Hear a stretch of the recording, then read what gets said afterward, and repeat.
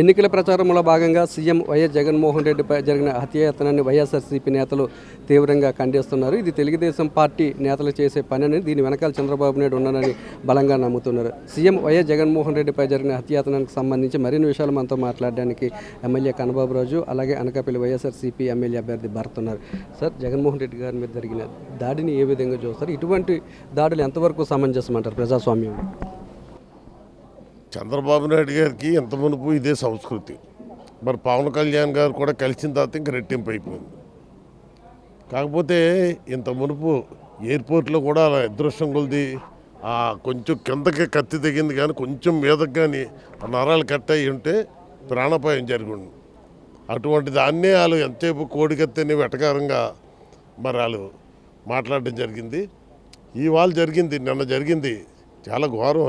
అది ఇందాక ఆయన చెప్పినట్టు అది 100% ఏదో టార్గెట్ చేసి ఏదో సమ్ వెపన్ వాడే కొట్టారు. లేకపోతే అక్కడ తగిలి మళ్ళీ అదే స్పీడ్లో మళ్ళీ పక్కన ఉన్న వాళ్ళు కూడా తగలబట్టి రాయి అయితే అక్కడితో పడిపోద్ది. అంటే ఆ విధంగా తగిలిందంటే తప్పకుండా అది ఏదో వెపన్ వాడారు. ఏంటన్నది కంపల్సరీ ఇన్వెస్టిగేషన్లో బయటకు వచ్చేస్తుంది. కాకపోతే ఈ సంస్కృతి మంచిది కాదు. ఎందుకంటే ఆంధ్రాలో అటువంటి సంస్కృతి లేదు. ఇది కొత్త సంస్కృతి తీసుకొస్తున్నారు. ఇటువంటి సంస్కృతి వాళ్ళకే ప్రమాదం అటువంటిది చేస్తే. మరి ఇంత మునుపు ఎప్పుడు కూడా గడిచిన ప్రభుత్వాల్లో కాంగ్రెస్ ప్రభుత్వం ఉన్నప్పుడు కూడా ఎప్పుడు ఇటువంటి చిన్న ఇన్సిడెంట్ కూడా జరగలేదు.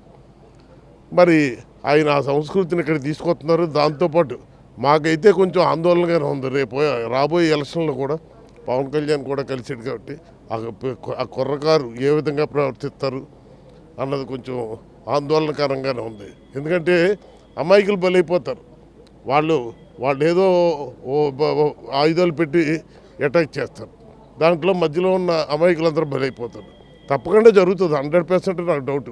ఇప్పటికే చిన్న గొడవలన్నీ చాలా గొడవలు జరుగుతున్నాయి. మరి ఈయన టార్గెట్ చేసేసారు 100%. కాకపోతే అది ఎంత అదృష్టం అంటే ఒక్క అంగుళం కిందకు వచ్చి ఉంటే చాలా ప్రమాదం జరుగును, ప్రాణ పరిస్థితి కూడా ఉంది.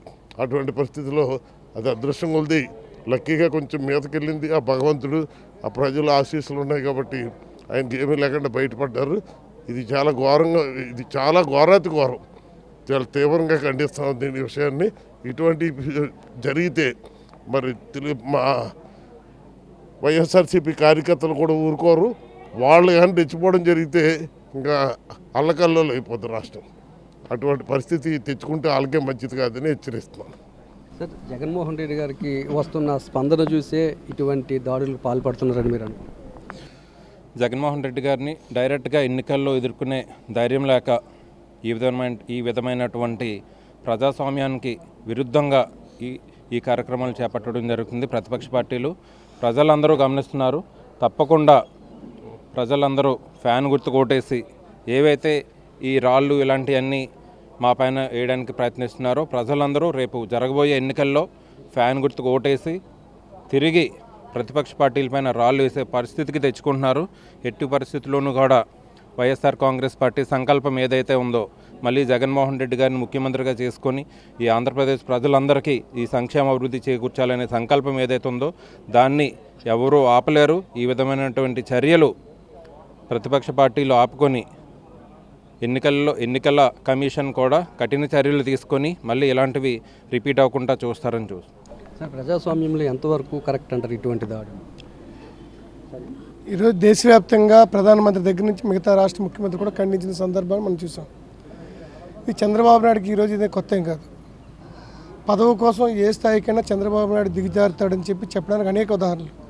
స్వయంగా పిల్లనిచ్చిన మామనే చావు కారణమైన వ్యక్తి చంద్రబాబు నాయుడు. అదే కాకుండా బీజేపీతో పొత్తులో ఉండి ఈ రోజునటువంటి కేంద్ర హోంమంత్రి, ఆనాడు భారతీయ జనతా పార్టీ జాతీయ అధ్యక్షుడైనటువంటి అమిత్ షా గారు తిరుపతి వస్తే ఆయన ముఖ్యమంత్రిగా ఉన్నప్పుడే రాళ్లతో దాడి చేసిన వ్యక్తి. 2019లో జగన్మోహన్ రెడ్డి గారికి వస్తున్న ఆదరణ చూసి ముఖ్యమంత్రి అయిపోతారని చెప్పి ఆయన్ని బెదిరించాలనే ఆలోచనతో ఆయనపై అత్యాచారం చేయడానికి ప్రేరేపించిన వ్యక్తి చంద్రబాబు నాయుడు. ఈరోజు తెలుగుదేశం పార్టీ కానీ, తెలుగుదేశం పార్టీ నాయకత్వం కానీ కుట్ర రాజకీయాలకు తెరలేపింది. కేవలం హత్యా రాజకీయాలు మీద దాడి చేయడం ద్వారా ఈ వైఎస్ఆర్ కాంగ్రెస్ పార్టీ శ్రేణుల్లో ఒక భయానక వాతావరణాన్ని, ఈ రాష్ట్రంలో ఒక భయానక వాతావరణాన్ని క్రియేట్ చేయాలంటే ఒక కుట్రలో భాగంగానే జరుగుతుంది. కానీ అదృష్టం కొలిది 5 కోట్ల మంది ప్రజల ఆశీస్సుల వల్ల జగన్మోహన్ రెడ్డి గారు ఈరోజు బయటపడ్డారు.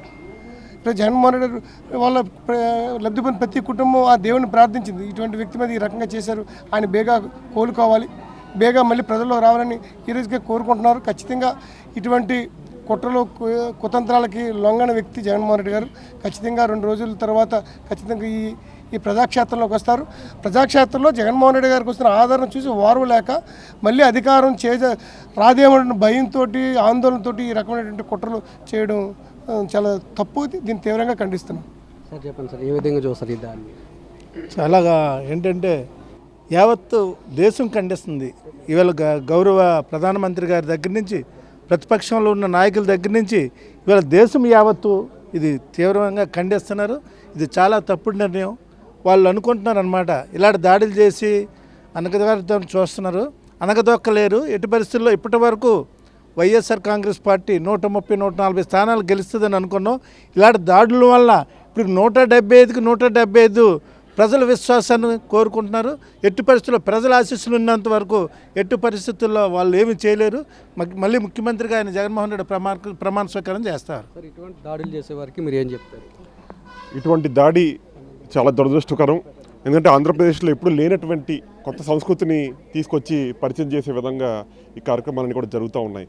ఎందుకంటే ప్రతిపక్ష పార్టీలు ఏ రకంగా లబ్ధి పొందాలి, ఎందుకంటే ప్రజాక్షేత్రంలో తేల్చుకోలేక, ప్రజాక్షేత్రంలో చేతగాక ఇటువంటి రాజకీయాలన్నింటినీ కూడా తెరలేపే పరిస్థితి మనందరూ కూడా చూస్తూ ఉన్నాం.